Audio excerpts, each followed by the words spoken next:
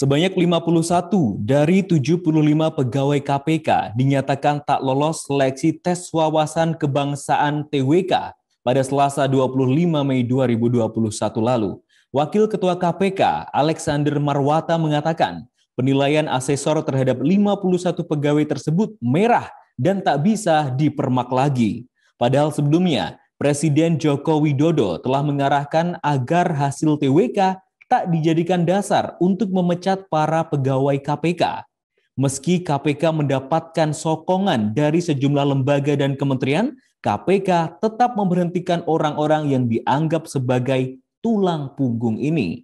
Tak hanya dianggap mengabaikan arahan Jokowi, pemecatan 51 pegawai KPK ini juga mengabaikan Ombudsman RI dan Komnas HAM. Lalu, bagaimana kelanjutan penyelesaian kisruh penonaktifan pegawai KPK yang tak lolos tes wawasan kebangsaan ini? Bagaimana sebenarnya proses dan regulasi alih status pegawai KPK untuk menjadi ASN? Kami akan membahasnya dalam program Panggung Demokrasi edisi Rabu 2 Juni 2021. Assalamualaikum warahmatullahi wabarakatuh. Halo Tribuners, dimanapun Anda berada, bagaimana kabar Anda hari ini? Semoga senantiasa sehat dan juga tidak kurang suatu apapun. Berjumpa kembali dalam program Panggung Demokrasi bersama Tribunnews.com edisi hari ini Rabu 2 Juni 2021. Kita akan membahas mengenai polemik tes wawasan kebangsaan di KPK, Komisi Pemberantasan Korupsi. Hadir dua orang narasumber. Di kesempatan kali ini saya akan sapa yang pertama ada peneliti ICW, Indonesian Corruption Watch, ada Mas Kurnia Ramadana. Mas Kurnia, selamat sore. Assalamualaikum. Selamat sore. Assalamualaikum, Mas. Waalaikumsalam. Waalaikumsalam. Terima kasih, Mas Kurnia, sudah bergabung. Yang kedua ada pengamat kebijakan publik dari Universitas Gadjah Mada, Pak Gabriel Lele. Pak Gabriel Lele, selamat sore. Selamat sore, Mas Gilang. Selamat sore, Mas Kurnia. Baik, terima kasih dua narasumber sudah bergabung di kesempatan kali ini. Baik, kita akan membahas sebuah tema hangat, panas bahkan bisa dikatakan mengenai polemik tes wawasan kebangsaan TWK di KPK. Saya yang pertama akan langsung ke Mas Kurnia Ramadana terlebih dahulu. Mas Kurnia, mungkin ICW melihatnya seperti apa ini? Apakah betul apa yang terjadi di KPK mengenai TWK, mengenai aturan-aturan yang sudah ada, ini betul menunjukkan ke arah pelemahan KPK, Mas Kurnia? Ya, sangat jelas sekali ya, tes wawasan kebangsaan ini merupakan skenario akhir dari sejumlah pihak, terutama pimpinan KPK, untuk semakin mendegradasi Komisi Pemberantasan Korupsi. Sebab kita bisa melihat tes wawasan kebangsaan itu sebenarnya adalah tindakan yang ilegal. Kenapa saya katakan ilegal? Karena tidak ada cantolan hukumnya. Itu masuk hanya di tataran peraturan internal KPK. Tapi kalau kita melihat regulasi di atasnya, baik itu Undang-Undang KPK baru atau Peraturan Pemerintah Nomor 41 Tahun 2020, sebenarnya tidak dikenal adanya tes. Yang disebutkan dalam undang-undang hanya sekadar pengalihan status kepegawaian. Dan itu dikonfirmasi langsung oleh anggota Komisi 3 DPR RI, Pak Arsul Sani. Saya rasa itu. Baik, lantas ketika ada alih status seperti itu, apakah tidak berarti tetap dibutuhkan adanya TWK? Mengingat ketika ASN untuk mencalonkan diri itu pasti juga melewati TWK semacam ini. Ya, kita mesti melihat lagi bahwa tes yang dibuat oleh BKN atau dengan KPK itu bukan sama atau tidak sama dengan tes CPNS biasa. Yang kita harus ketahui, 75 orang yang dikatakan non-aktif atau sekarang sudah 51, itu merupakan pegawai yang sudah lama berkarir di KPK, sudah puluhan tahun. Dan semestinya tidak ada lagi mekanisme tes seperti ini, karena mereka dulu ketika ingin masuk ke KPK, bahkan sampai hari ini melalui program Indonesia Memanggil, itu melewati serangkaian tes, dan ketika mereka sudah terpilih, mereka menjalani program induksi yang di dalamnya lengkap sekali materinya. Ada materi tentang bela negara, ada materi tentang wawasan kebangsaan. Dan juga yang juga menarik perhatian publik kan tentang substansi dari tes wawasan kebangsaan itu. Bagaimana mungkin pertanyaan-pertanyaan yang absurd seperti itu, misalnya ditanyakan lebih masuk pada ranah privasi, ditanyakan terkait dengan apakah kalau perempuan itu bersedia lepas jilbab, apakah menerima donor darah dari agama lain, tentu kan itu sangat jauh dari menilai wawasan kebangsaan dari setiap warga negara. Maka dari itu tidak hanya dari persoalan legalitas hukumnya bermasalah, tapi substansinya pun banyak yang keliru. Baik, terima kasih Mas Kurnia. Untuk awal terlebih dahulu tadi disampaikan bahwasanya tes TWK KPK ini adalah tindakan yang ilegal, apalagi dengan problematika yang ada terkait mekanisme, kemudian pertanyaan-pertanyaan yang absurd. Kita akan bahas nanti. Saya ke Pak Gabriel ya. Pak Gabriel mungkin bisa menanggapi tadi disampaikan dari Pak Kurnia ini adalah tindakan ilegal seperti itu, tes TWK KPK ini. Pandangan Anda sebagai pengamat kebijakan publik seperti apa, Pak Gabriel? Terima kasih Mas Gilang dan Mas Kurnia. Sebagai orang yang belajar kebijakan publik, saya melihatnya dari sisi yang mungkin agak berbeda. Secara hukum, teman-teman yang menyusun ini jauh lebih paham. Tetapi kalau misalnya kita boleh menelisik lebih dalam, ada pasal yang mungkin boleh dibilang pasal karet yang disisipkan dalam Undang-Undang Revisi itu, 70A, di mana di situ bicara tentang pengangkatan, pembinaan, pemberhentian pegawai KPK itu dilaksanakan sesuai ketentuan peraturan perundang-undangan. Dan kalau lihat secara sekilas, ya kami yang belajar kebijakan juga pasti kemudian secara sepintas, oh ini berarti rujukannya ke Undang-Undang 5 2014. Nah, kalau ke sana itu ya runtutannya panjang lagi. Nah, pada intinya begini, bagi saya yang penting itu bukan soal siapa yang lolos, siapa yang tidak lolos. Yang lolos atau tidak lolos itu adalah konsekuensi dari metode dan instrumen yang digunakan. Nah, yang dipersoalkan sekarang seperti tadi disampaikan oleh Mas Kurnia, kenapa muncul pertanyaan yang aneh-aneh itu? Nah, dari sisi kebijakan maupun sebagai seorang akademisi, saya ingin menyampaikan satu poin yang mungkin sejauh ini masih luput dari amatan banyak orang, yaitu validitas dari instrumen tes. Instrumen tes yang baik itu adalah instrumen yang bisa menjamin validitas prediktif. Artinya, kalau seseorang melewati atau dinyatakan lulus dari instrumen tes tertentu, orang itu dipastikan akan bisa menjalankan tugasnya secara baik. Nah, sayangnya kemudian yang muncul sekarang ini di permukaan itu adalah ini berkaitan dengan tes wawasan kebangsaan, muncul pertanyaan yang aneh-aneh. Apakah kita bisa mengatakan bahwa mereka yang lolos tes wawasan kebangsaan itu pasti punya wawasan kebangsaan yang lebih baik dan oleh karena itu lebih pas diangkat sebagai pegawai KPK, dan sebaliknya kawan-kawan yang tidak lolos itu berarti bahwa mereka tidak punya wawasan kebangsaan yang baik, dan kalau tidak punya wawasan kebangsaan yang baik maka tidak bisa menjadi pegawai KPK yang baik. Ini kontroversinya, dan itu bermula pada lagi-lagi metode dan instrumen yang digunakan. Maka kalau kita mau mengurai persoalan ini secara bijak, mari kita buka metodenya seperti apa, instrumennya bagaimana, sampai ke butir-butir pertanyaannya seperti apa, lalu mari kita perdebatkan kenapa muncul atau digunakan metode dengan instrumen serta sejumlah pertanyaan itu dan bukan yang lain. Baik, kalau Pak Gabriel sendiri melihatnya seperti apa? Ini kan juga sudah ada pernyataan dari beberapa anggota KPK bahwasanya ini tes yang dilakukan ini tidak sesuai dengan 6 elemen tes, tapi yang dilakukan hanya 3 tes. Ada esai, tulis, dan wawancara. Apalagi ini yang berkembang di media sosial menjadi perbincangan adalah jenis pertanyaannya. Tadi yang disinggung oleh Mas Kurnia tadi ada tentang bagaimana aliran agamanya, kemudian memfollow ustadz, kemudian kehidupan pribadi-pribadinya begitu disinggung. Apakah ini sesuai, Pak Gabriel? Kalau kembali ke konsep validitas prediktif tadi, itu yang menjadi cikal bakal munculnya kontroversi ini. Dan saya melihat sedikit banyak kurang ada korelasinya antara materi yang ditanyakan dengan prasyarat agar seorang itu bisa menjadi pegawai KPK yang baik. Analoginya adalah kalau Anda ingin merekrut seorang tukang ketik, maka kasih mesin tik, kasih soalnya, amati bagaimana cara dia mengetik, lihat kualitas hasil ketikannya, dan berdasarkan itulah Anda memutuskan dia layak atau tidak untuk menjadi seorang tukang ketik. Nah, ini kan ada dua hal yang seharusnya berbeda, tetapi disatukan. Dua hal yang berbeda yang saya maksudkan adalah ada yang disebut dengan kompetensi dasar untuk menjadi pegawai KPK, ada kompetensi pendukung.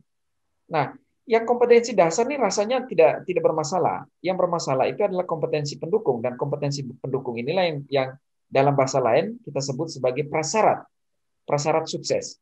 Apakah betul seorang yang lolos TWK itu dengan atau tidak lolos TWK itu dengan sendirinya kemudian bisa berhasil atau gagal? Sedangkan kompetensi dasarnya tadi disinggung oleh Mas Kurnia misalnya sudah memenuhi. Mereka sudah melalui sekian tahap, sudah mengikuti sekian jenis pelatihan, tes dan seterusnya sehingga menjadi pegawai KPK sudah terpenuhi. Kenapa kemudian diselipkan lagi tes wawasan kebangsaan yang sebenarnya dalam proses yang sangat panjang itu sudah bisa relatif teruji, sehingga saya kira relatif justified ya ketika banyak orang melancarkan kritik bahwa instrumen dan tes wawasan kebangsaan itu sendiri adalah tidak lebih dari strategi terakhir ya untuk melemahkan atau menyingkirkan para penyidik yang punya integritas ini. Jadi Mas Gilang dan Mas Kurnia, para pemirsa di rumah, saya pikir kalau mau objektif, mari kita bongkar betul, kita tanyakan betul pada tim yang menyusun instrumen itu, metodenya, basis berpikirnya seperti apa, sehingga muncul pertanyaan-pertanyaan, dan ya sayangnya kemudian ada yang lolos dan ada yang tidak lolos. Walaupun kemudian orang bisa bertanya, kalau instrumen ini dianggap tidak valid, berarti yang lulus pun seharusnya tidak bisa diperlakukan sebagai mereka yang layak untuk menjadi pegawai KPK. Jadi ini saya kira diskusi secara metodologisnya, bahwa di luar itu ada aspek politik, apakah itu politik metode, politik instrumen, itu tentu saja sesuatu yang subjek untuk kemudian didiskusikan lebih lanjut. Baik, terima kasih Pak Gabriel. Artinya harus dibongkar, ini harus terbuka seperti apa instrumennya dan lain sebagainya. Saya ke Mas Kurnia. Mas Kurnia, ini Anda sebagai peneliti di ICW, mungkin ada sedikit banyak bersinggungan juga dengan teman-teman KPK. Adakah cerita yang Mas Kurnia dapatkan terkait para pegawai KPK yang melakoni tes, mungkin keabsurdan apa saja yang terjadi, yang diceritakan dari teman-teman KPK terkait adanya tes TWK saat berlangsung seperti apa, Mas Kurnia? Ya, selain dari pertanyaan-pertanyaan yang absurd dan tidak relevan untuk menilai wawasan kebangsaan, juga kalau kita mengikuti proses wawancara ketika ingin mengikuti seleksi tertentu, sudah pasti pewawancara atau panitia penyelenggara setidaknya mengenalkan diri. Siapa nama mereka, dari instansi mana mereka. Tapi kalau berdasarkan pengakuan dari teman-teman 75 itu tidak ada sama sekali perkenalan dari pewawancara tersebut. Selain dari itu juga diduga keras tidak ada rekaman yang bisa memvalidasi nanti misalnya apa jawaban mereka dan pertanyaan-pertanyaan apa yang diajukan oleh pewawancara. Selain dari itu, kalau kita lihat detail, seluruh pertanyaan yang ditanyakan itu kan penilaiannya subjektif. Tidak ada indikator untuk mengatakan jawaban atas pertanyaan A ini benar atau salah, punya wawasan kebangsaan atau tidak punya wawasan kebangsaan. Sehingga penilaiannya nanti di ujung pasti akan subjektif. Dan itu terkait dengan profil dari 75 pegawai KPK ini. Karena 51 kan kita belum tahu siapa yang masuk 51, siapa yang masuk 24. Ada nama penyidik besar misalnya seperti Mas Novel Baswedan, ada juga Mas Rizka yang selama ini tampil di beberapa media, Yudi Purnomo Harap, dan parahnya mereka ini sedang menangani perkara-perkara besar. Mulai dari perkara bansos, perkara KTP elektronik, suap pajak, dan lain sebagainya, suap ekspor benih lobster. Dan kalau kita cermati pernyataan dari pimpinan KPK, mereka kan mengatakan tidak ada penonaktifan, tidak ada pemberhentian, tidak ada pemecatan. Tapi surat keputusan yang dikeluarkan oleh pimpinan KPK itu sudah tersiar di publik. Isi surat keputusan itu mengatakan mereka harus atau wajib menyerahkan tugas dan tanggung jawabnya kepada atasannya. Bagaimana kita untuk tidak mengatakan isi surat itu bukan pemberhentian, bukan pemecatan, bukan penonaktifan, Maka dari itu ini ada sebagian pihak juga yang menyebutkan ada indikasi untuk menghambat penanganan perkara-perkara besar.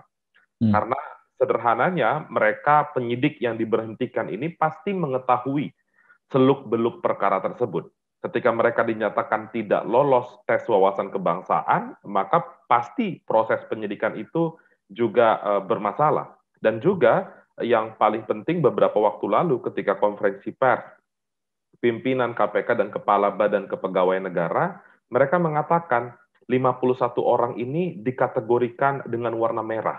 Mereka tidak bisa dibina lagi. Penting untuk diketahui oleh publik bahwa kejahatan, misalnya saya ambil contoh kejahatan terorisme, itu masih ada program deradikalisasi. Kejahatan narkoba masih ada program rehabilitasi. Bagaimana mungkin mereka ini tiba-tiba dikatakan tidak bisa dibina lagi?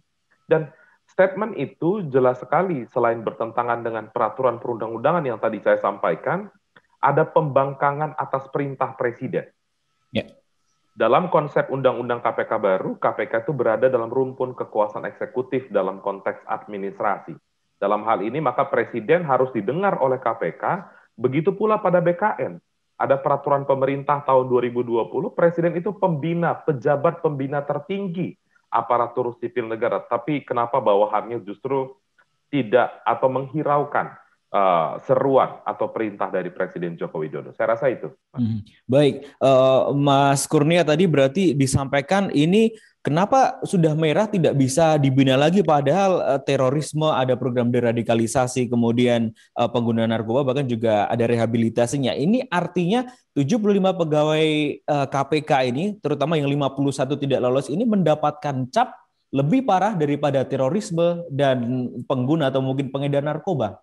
Iya, jelas sekali. Itu distigma langsung oleh pimpinannya sendiri, yaitu 5 orang pimpinan KPK. Dikatakan tidak bisa dibina, padahal kalau kita lihat siapa yang berbicara itu, yang berbicara kan Pak Alexander Marwata ya. Pak Alexander Marwata itu pimpinan KPK periode sebelumnya, yang beliau sudah pasti tahu bagaimana track record dari 75 pegawai KPK atau 51 yang dikatakan tidak bisa dibina lagi. Maka dari itu kemarin beberapa pegawai yang dinonaktifkan tersebut telah melakukan pelaporan ke beberapa instansi negara, mulai dari Ombudsman Republik Indonesia, ada Komnas HAM, dan juga lembaga pengawas internalnya, yaitu Dewan Pengawas KPK, untuk melaporkan dugaan pelanggaran kode etik, dugaan pelanggaran maladministrasi, dan pelanggaran hak asasi manusia dalam proses penyelenggaraan tes wawasan kebangsaan. Baik, Mas Kurnia, saya kembali ke Pak Gabriel. Pak Gabriel, mungkin bisa ditanggapi, berarti apa yang dilakukan BKN dan juga KPK terkait tes wawasan kebangsaan ini ada dugaan maladministrasi, kemudian juga pelanggaran HAM. Menurut Pak Gabriel seperti apa? Baik, kalau kemudian dikatakan bahwa lembaga yang mengawal proses tes ini, ya BKN dan termasuk pimpinan KPK melakukan maladministrasi, pasti itu sesuatu yang masih subjek untuk pemeriksaan lebih lanjut ya. Tetapi publik bisa mengatakan itu. Nah, yang kemudian harus lagi-lagi bagi saya poin yang jauh lebih penting itu adalah membongkar kenapa KPK dan dalam hal ini penyelenggara tes BKN yang katanya lintas kementerian lembaga itu menggunakan metode tertentu, menggunakan parameter tertentu, mengajukan sejumlah pertanyaan tertentu. Hasil sekali lagi ada yang terpilih, ada yang tidak. Itu sekedar atau semata-mata konsekuensi dari metode. Keliru metode pasti keliru juga hasilnya. Sehingga kalau kemudian persoalan ini digiring ke ranah hukum, bagi saya yang pertama dan utama harus dibongkar adalah logika di balik digunakannya metode, parameter, dan pertanyaan itu. Oke, baik. Pak Gabriel, ini kan tadi sudah disampaikan bahwasanya teman-teman di KPK menyatakan bahwasanya menolak untuk dibina kembali terkait wawasan kebangsaannya. Bahkan teman-teman yang nantinya sudah dinyatakan lolos juga bersama teman-teman KPK 75 orang ini. Lantas yang menjadi pertanyaan publik, seperti apa penyelesaiannya? Kalau tadi Pak Gabriel menyampaikan ini harus harus dibongkar. Menurut Pak Gabriel, siapa yang harus membongkar? Apakah Presiden Jokowi ini sudah harus turun tangan atau mungkin ada pihak-pihak lain terlebih dahulu yang bisa menyelesaikan ini? Karena ini kisruhnya sudah berkepanjangan dan sudah menjadi konsumsi publik, padahal pelaksanaan tes itu adalah hal yang biasa, maka kita butuh orang atau institusi yang bisa berdiri di tengah-tengah. Dan dalam konteks ini, Presiden bisa tampil, tetapi saya berpikiran bahwa ketika Presiden tampil, itu Presiden tidak dalam kapasitasnya sebagai kepala pemerintahan, tetapi lebih sebagai kepala negara, ya, bertindak arif. Dan saya kira himbauan Presiden kemarin bahwa proses ini jangan sampai mengorbankan hak para pegawai KPK itu sudah betul. Tinggal kemudian dicarikan solusinya. Cuman makin ke sini eskalasi konfliknya kan menjadi semakin tidak terkontrol karena tadi apa yang disampaikan oleh Mas Kurnia tadi, kalau kita berhenti dengan mengatakan si A lolos, si B tidak lolos, itu selesai. Tetapi kemudian yang tidak lolos ini diberi label, ya. Dan karena diberi label tertentu, lalu ada konotasi lain yang melekat dengan itu. Nah, ini kan menjadi sesuatu yang makin keluar dari substansi, dan oleh karena itu, saya ingin justru perdebatannya atau penyelesaiannya kembali ke substansi dasarnya, dan inisiatif awal untuk memulai itu adalah kita butuh sosok yang bisa berdiri di tengah-tengah, yang bisa mengatasi itu. Ini jelas situasi khusus, tetapi kalau tidak dikelola secara hati-hati, ini bisa juga jadi presiden buruk. Presiden buruknya adalah dalam konteks, lalu semua warga negara itu bisa melihat, oh kalau suatu waktu saya tidak lulus tes PNS, berarti saya bisa melakukan hal yang sama. Ya. Jadi oleh karena itu solusinya harus substantif dengan akal sehat, dan yang bisa memulai itu semua adalah sosok yang bisa mendinginkan situasi, mendinginkan suasana, dan Presiden sebagai kepala negara bisa turun untuk melakukan itu. Baik, Mas Kurnia mungkin bisa ditanggapi, betulkah harus Jokowi ini yang turun tangan? Atau ada yang lain terlebih dahulu nih yang bisa menyelesaikan?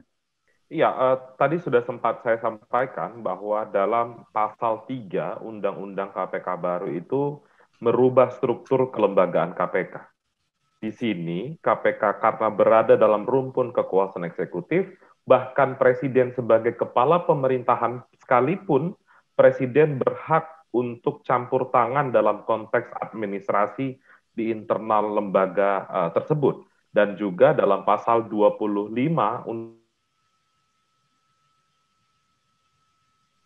aparatur sipil negara.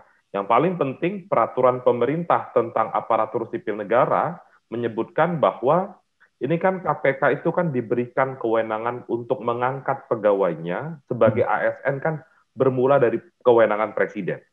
Presiden mendelegasikan kepegawaian. Namun dalam situasi tertentu, tatkala ada berbagai pelanggaran hukum dan etik yang kami pandang terjadi dalam TWK ini, Presiden dapat mencabut delegasi kewenangan yang sudah diberikan kepada pejabat pembina kepegawaian KPK dan bisa karena Presiden adalah pejabat tertinggi aparatur sipil negara. Itulah solusi yang paling clear hari ini, dan sudah banyak pihak yang mengatakan sama seperti itu. Dengan kondisi genting seperti ini, memang Presiden Jokowi harus ambil peran, ambil tanggung jawab dalam konteks menyelamatkan agenda pemberantasan korupsi. Sembari hal itu, kita juga tetap mendesak agar Ombudsman Republik Indonesia, Komnas HAM, dan juga Dewan Pengawas segera merampungkan pemeriksaannya. Kalau memang benar ada maladministrasi, dikatakan maladministrasi, dan permintaan untuk menunda. Apalagi pemirsa semua, ada sekitar 700 pegawai KPK yang disebutkan memenuhi syarat ketika melewati tes wawasan kebangsaan ini, meminta untuk menunda pelantikan. Tentu ini menjadi menarik beberapa waktu ke belakang, karena mereka juga mungkin menemukan sinyal ada kejanggalan di balik tes wawasan kebangsaan ini. Selain tadi yang Pak Gabriel sampaikan soal metode ilmiah dan lain sebagainya, itu pun merupakan tuntutan kami agar dibuka bagaimana metodologinya, karena kami sempat juga mengundang beberapa pakar psikologi yang juga mengatakan ada permasalahan untuk menilai wawasan kebangsaan dalam bingkai ilmu psikologi, kepada pegawai-pegawai KPK tersebut. Baik, terima kasih. Saya ke Pak Gabriel. Pak Gabriel, ini kan tadi disampaikan kalau prosedurnya ini tidak pas, kemudian terkait metodologi dan lain sebagainya. Kemudian ketika ini dilakukan oleh KPK dan juga BKN, apakah itu juga nantinya ke depan akan menimbulkan masalah-masalah baru di institusi dan juga lembaga lain, Pak Gabriel?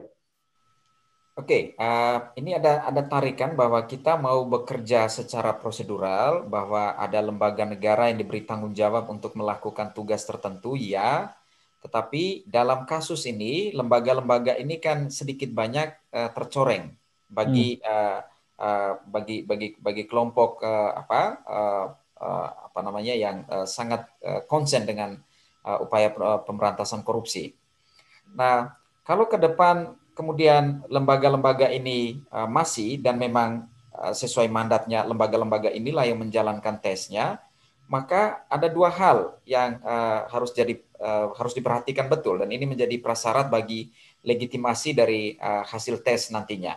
Yang pertama adalah tolong dikembangkan instrumen yang paling presisi, ya, yang memiliki derajat validitas prediktif paling baik untuk bisa menjaring orang-orang yang pas untuk ditugaskan di KPK.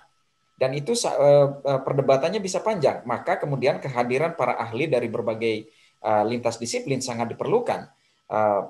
Teman-teman dari psikologi masuk, ya, teman-teman dari ekonomi mungkin masuk, sosiologi masuk, antropologi masuk, hukum masuk, dan seterusnya.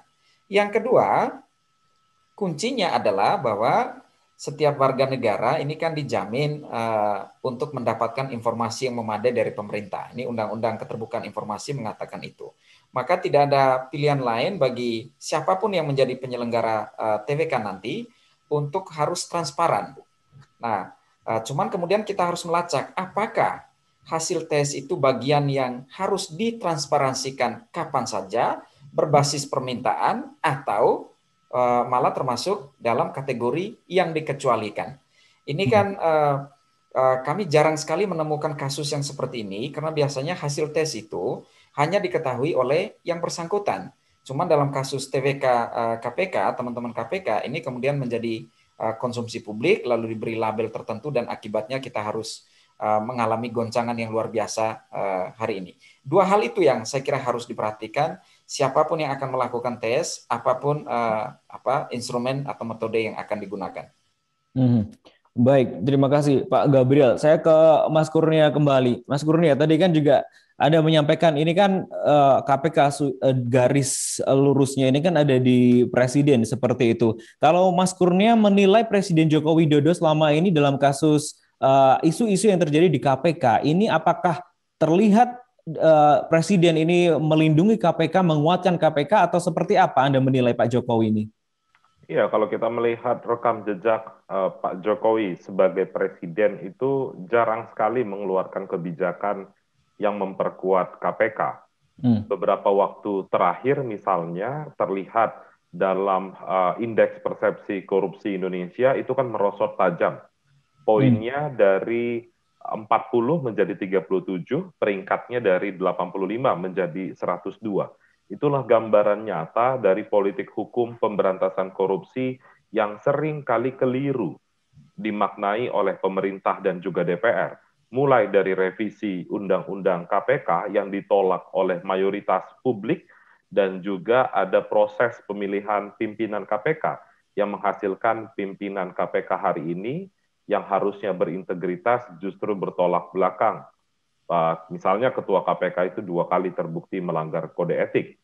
Nah, namun dalam hal ini Presiden sudah menegaskan dalam pidatonya bahwa tes wawasan kebangsaan tidak bisa dijadikan serta-merta dasar untuk memberhentikan pegawai KPK. Namun itu tidak diindahkan oleh pemangku kepentingan. Dan juga tadi sempat saya sampaikan ada beberapa testimoni dari anggota DPR yang juga protes terkait dengan pemberhentian ini. Ini kan bermula dari regulasi Undang-Undang Nomor 19 Tahun 2019 yang disusun, disahkan, diundangkan oleh pemerintah dan juga DPR. Ketika dua pihak itu sudah mengonfirmasi hal yang sama dengan statement Presiden, lalu cantolan hukum apa yang digunakan oleh Badan Kepegawaian Negara dan juga pimpinan KPK. Itu yang harus kita pertanyakan juga, apalagi tetap dipaksakan. Kalau tadi saya cuplik sedikit pernyataan dari Pak Gabriel, saya rasa sangat tepat. Ketika metodologi itu keliru, maka seluruh hasilnya itu runtuh dengan sendirinya. Jadi tidak tepat juga dikatakan 1274 yang lain itu memiliki wawasan kebangsaan karena indikator penilaiannya bermasalah. Baik, Mas Kurnia, ini saya ingin mendengar juga pendapat Anda. Ini kan memang pegawai KPK ini kan berjumlah 1.000 lebih ya. Tapi ini yang perlu disorot adalah dari 75 orang tersebut, 20 diantaranya adalah penyidik KPK. Mungkin dampak terbesar dari dinonaktifkannya para penyidik ini dan juga beberapa pegawai yang sedang menangani kasus besar ini seperti apa, Mas Kurnia, Anda melihatnya? Iya, yang pertama sudah pasti perkara-perkara itu akan melambat. Dan sebenarnya siapa yang rugi dalam konteks penyingkiran 20 penyidik KPK, bukan 20 penyidik itu saja, tapi seluruh masyarakat Indonesia yang menjadi korban praktik korupsi. Itu yang harus digarisbawahi lebih lanjut. Selain dari itu, dampak atas penyingkiran pegawai-pegawai KPK tersebut dapat menurunkan citra kelembagaan KPK di mata masyarakat. Kita tahu di tahun 2020, ICW mencatat setidaknya ada 8 lembaga survei yang mengonfirmasi ada degradasi kepercayaan publik kepada KPK. Dan kalau ini tidak dilakukan pembenahan atau evaluasi secara mendasar, maka bukan tidak mungkin praktik kesewenang-wenangan ini akan dilakukan di masa yang akan datang dan tetap mendapatkan legitimasi dari sejumlah pemangku kepentingan. Saya rasa itu yang menjadi hal yang utama. Dan juga kalau kita cermati lagi, selain dari 20 orang penyidik, ada pula beberapa orang yang pernah menjadi pemeriksa atas pelanggaran kode etik Pak Firly Bahuri. Sehingga semakin kental nuansa penilaian subjektif dari tes wawasan kebangsaan ini. Ada pula teman-teman yang tergabung dalam pengurus inti wadah pegawai KPK atau serikat pekerja di KPK yang selama ini kita tahu sering kali bersuara lantang tatkala ada potensi pelemahan terhadap kelembagaan KPK itu sendiri.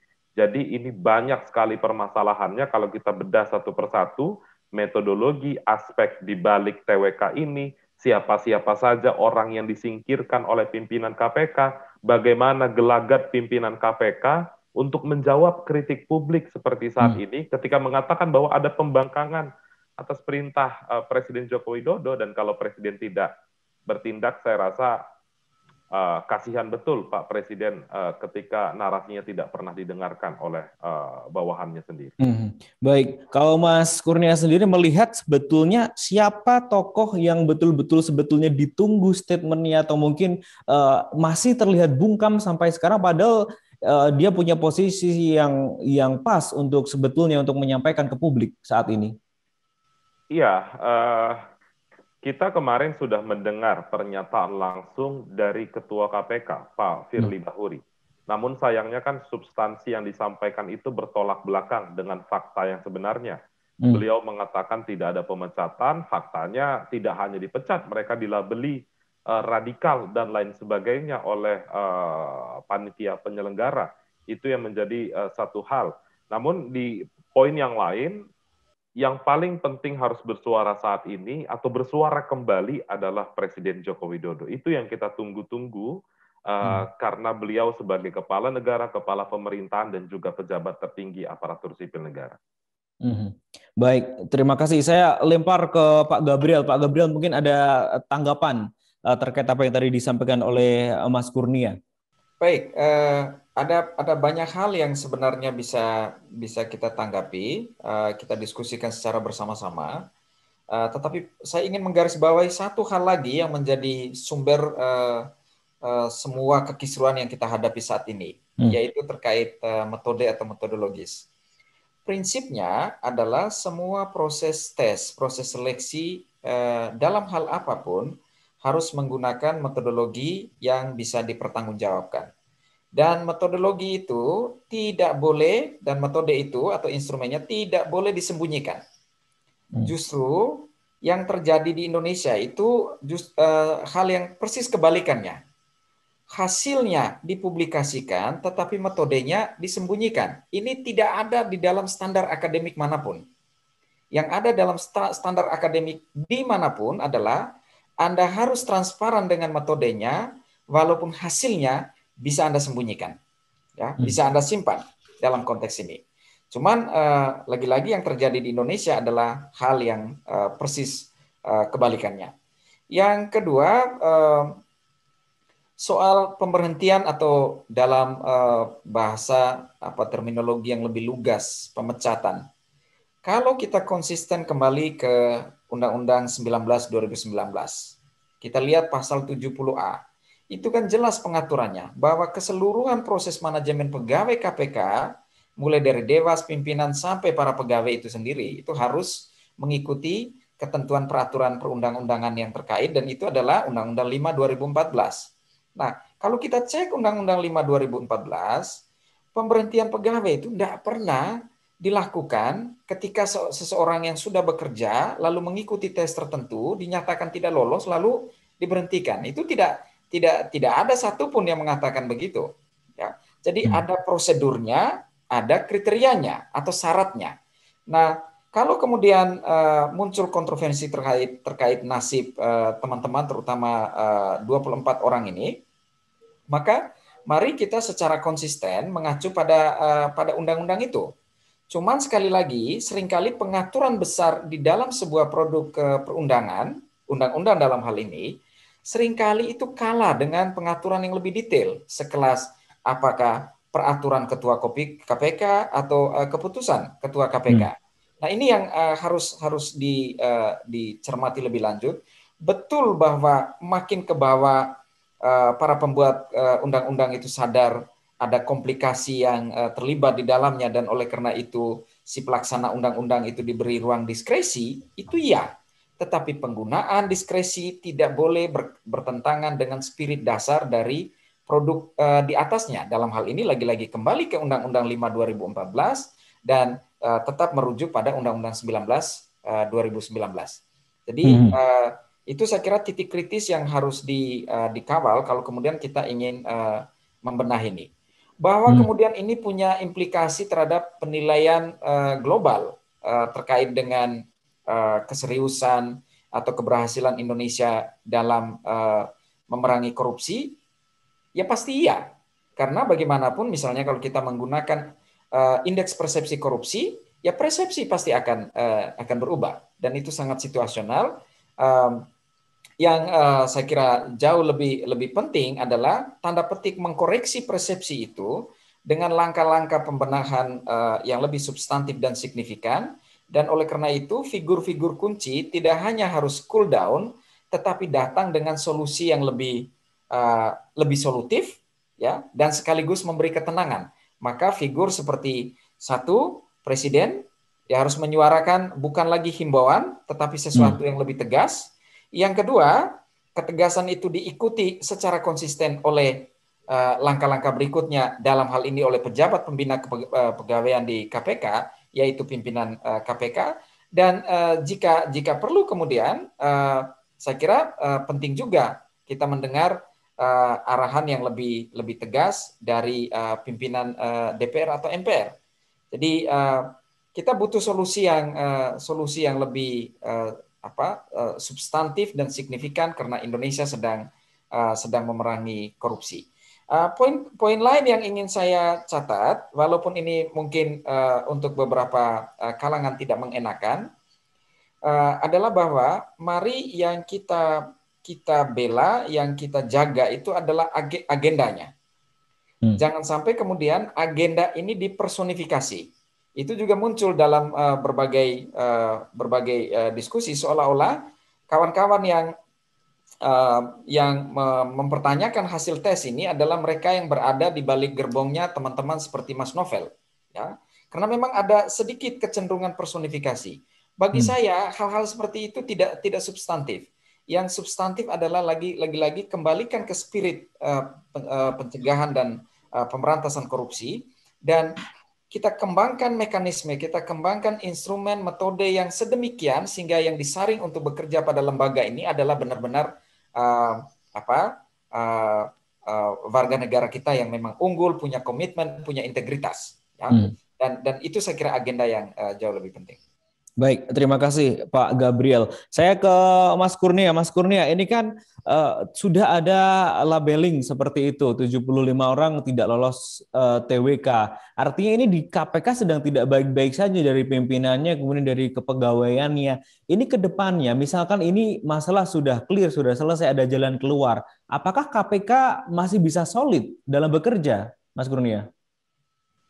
Ya, selama ini sudah terlalu banyak kontroversi yang dihasilkan oleh KPK pada periode saat ini. Kita tahu beberapa waktu kemarin ada misalnya penyidik yang terbukti sejauh ini menerima suap dan juga gratifikasi. Ada kegagalan penyidik tatkala ingin menyita barang bukti di satu korporasi di Kalimantan Selatan, ada dugaan kebocoran informasi. Dan juga misalnya ada kasus perkara besar BLBI triliunan rupiah yang dihentikan oleh KPK. Hal-hal seperti ini kan tidak pernah kita lihat pada KPK periode sebelumnya. Kalaupun pernah, tidak pernah sebanyak ini kontroversinya. Kalau dulu KPK masih dipercaya oleh publik mendapatkan peringkat yang tinggi dalam berbagai literatur dan juga survei, hari ini fakta ilmiahnya bertolak belakang dengan periode-periode sebelumnya. Dan itu masih dalam kondisi yang kami anggap teman-teman yang dinyatakan tidak lolos tes wawasan kebangsaan itu berada di internal KPK. Masih ada wadah pegawai. Tapi kalau ke depan praktik seperti ini dilegalkan dan nantinya mereka tidak akan dilantik, saya tidak tahu lagi bagaimana kita akan melihat wajah pemberantasan korupsi, khususnya pada Komisi Pemberantasan Korupsi. Baik, terima kasih. Saya ke Pak Gabriel. Ini Pak Gabriel selaku akademisi ini melihat polemik ini apakah akan berdampak nih Pak pada materi kajian anti korupsi di generasi mendatang? Jelas ini sangat berpengaruh, Mas Gilang dan pemirsa sekalian. Yang kita saksikan di Indonesia, ini saya kebetulan terlibat dalam beberapa kajian anti korupsi dengan beberapa teman di mancanegara, kajian komparatif. Jelas salah satu konsen yang disuarakan oleh teman-teman di level internasional itu adalah Indonesia sedang mengalami gelombang serangan balik yang lebih sistematis, ya, bahkan kemudian sistematika serangan balik terhadap langkah-langkah pencegahan dan pemberantasan korupsi ini masuk ke aspek-aspek yang sangat teknis, termasuk yang hari ini sedang kita saksikan. Itu persepsi yang berkembang di luar sana dan saya kira itu justified, itu masuk akal. Nah, oleh karena itu, untuk meluruskan persepsi itu dengan langkah-langkah yang saya katakan lebih substantif tadi, tidak ada pilihan lain bagi Indonesia, bagi pemerintah Indonesia, kecuali menggunakan momentum ini untuk melakukan pembenahan yang lebih sungguh-sungguh. Ya. Bahwa kemudian undang-undang sebagai produk politik itu sudah terlanjur disahkan, itu ya. Tetapi produk turunannya jangan sampai kemudian melenceng dari semangat-semangat pemberantasan korupsi, apalagi kemudian peraturan tertentu dibuat dengan target untuk menyingkirkan atau kemudian mempromosikan seseorang. Itu sama sekali tidak boleh. Nah, oleh karena itu, lagi-lagi kembali kalau kita bicara tentang tes kompetensi atau tes wawasan kebangsaan dari para pegawai KPK, maka kembalikanlah itu kepada spirit dasar secara metodologis. Instrumen yang dibuat itu harus, satu, dipastikan memiliki validitas prediktif, dan yang kedua, dia harus transparan. Maka pelajaran yang bisa kita petik dari apa yang terjadi hari ini benar-benar penting, dan ini bisa terjadi pada kasus-kasus yang lain. Jangan pernah main-main dengan instrumen, dengan metode, dengan pertanyaan yang diajukan untuk menyeleksi seseorang, dan ketika terjadi sesuatu, maka yang dibongkar bukan semata-mata hasil, karena hasil adalah konsekuensi. Yang dibuka, yang harus ditransparankan justru adalah metode atau instrumen itu. Baik, Pak Gabriel. Lalu tadi juga sudah disinggung sama Mas Kurnia terkait indeks persepsi korupsi di Indonesia terkait setelah adanya polemik ini. Kalau Pak Gabriel melihatnya seperti apa? Apakah semakin turun drastis atau seperti apa, Pak Gabriel? Kalau kebetulan misalnya surveinya dilakukan pada saat-saat sekarang, wah ini saat yang paling baik untuk menurunkan indeks persepsi korupsi Indonesia, ya, karena ini persepsi ya. Kecuali misalnya belajar dari kasus ini, pemerintah Indonesia melakukan pembenahan yang sangat serius, lalu beberapa bulan kemudian dilakukan survei, mungkin minimal tidak terjun bebas. Kalaupun turun tidak banyak, syukur-syukur kemudian bisa naik. Jadi sebagai sebuah indikator yang basisnya perseptif atau proksi, ini jelas sangat berpengaruh. Baik, terima kasih Pak Gabriel. Baik, kita akan bungkus untuk diskusi di kesempatan kali ini. Saya akan mintakan closing statement dari masing-masing narasumber seperti apa sebetulnya nanti yang dibutuhkan dalam penyelesaian polemik TWK di Komisi Pemberantasan Korupsi. Saya ke Mas Kurnia terlebih dahulu. Silakan closing statement Anda, Mas Kurnia. Iya, permasalahan TWK ini tidak hanya sekedar nama 75 atau 51 pegawai KPK, tapi ini lebih substansi, lebih terkait dengan masa depan pemberantasan korupsi. Dan kalau ini dilegalkan atau dibenarkan oleh pemangku kepentingan, maka ke depan akan ada lagi upaya penyingkiran seperti saat ini dengan konsep tes yang sangat keliru, sangat tidak berdasar dari segi metodologi dan juga substansi yang ada di dalamnya. Maka dari itu di sini Presiden selaku kepala negara dan juga kepala pemerintah harus segera bertindak, dan juga lembaga-lembaga negara yang punya kewenangan untuk menelisik lebih jauh bagaimana sebenarnya polemik yang sedang dibincangkan oleh publik terkait dengan tes wawasan kebangsaan juga mesti segera bergerak, mulai dari Ombudsman Republik Indonesia, Komnas HAM, Dewan Pengawas, dan lain sebagainya. Saya rasa itu yang paling penting untuk menyikapi persoalan 75 pegawai KPK yang dinonaktifkan tersebut. Baik, terima kasih Mas Kurnia. Pak Gabriel, closing statement Anda, silakan. Baik, terima kasih Mas Gilang. Saya kira yang bisa saya katakan adalah bahwa langkah administratif atau teknis apapun yang diambil oleh apakah itu KPK, BKN, Kemenpan, dan seterusnya, terutama terkait dengan status kepegawaian rekan-rekan yang saat ini sedang bertugas di KPK, itu harus dikembalikan kepada spirit dasar kenapa kita butuh KPK, yaitu kita ingin memberantas korupsi. Dengan kata lain, langkah-langkah itu bukan cuma tidak boleh melemahkan semangat anti korupsi, tetapi tetapi justru semakin memperkuat ya, langkah-langkah yang diperlukan untuk memberantas korupsi, karena korupsi ini makin hari kalau kita lihat ini makin canggih, dan kecanggihan atau sofistikasi korupsi itu terletak pada bagaimana cara, metode, ya, modus yang digunakan, dan untuk itulah kita butuh orang-orang yang benar-benar punya keahlian khusus pada aspek-aspek itu. Dengan demikian, kalau ke depan ini akan dilakukan pembenahan, terutama atau termasuk pada aspek SDM, maka pengangkatan, penempatan, termasuk pemberhentian, benar-benar harus memikirkan bagaimana dinamika korupsi yang terjadi di Indonesia, yang makin hari ini makin sistematis di satu sisi, dan juga sophisticated, ya, canggih di sisi yang lain. Dan untuk itu kita butuh orang-orang yang satu punya kompetensi yang mumpuni, dan yang kedua punya integritas. Baik, terima kasih banyak Pak Gabriel dan juga Mas Kurnia. Terima kasih banyak sekali lagi. Terima kasih banyak Mas Gilang. Terima kasih Mas Kurnia. Selamat sore. Baik, itu tadi Tribuners perbincangan menarik dalam program Panggung Demokrasi edisi hari ini Rabu 2 Juni 2021. Kita akan berjumpa kembali dalam Panggung Demokrasi edisi selanjutnya. Tetap bersama kami di tribunnews.com. Saya Gilang Putranto pamit. Terima kasih. Sampai jumpa. Wassalamualaikum warahmatullahi wabarakatuh. Terima kasih sudah nonton. Jangan lupa like, subscribe, dan share ya.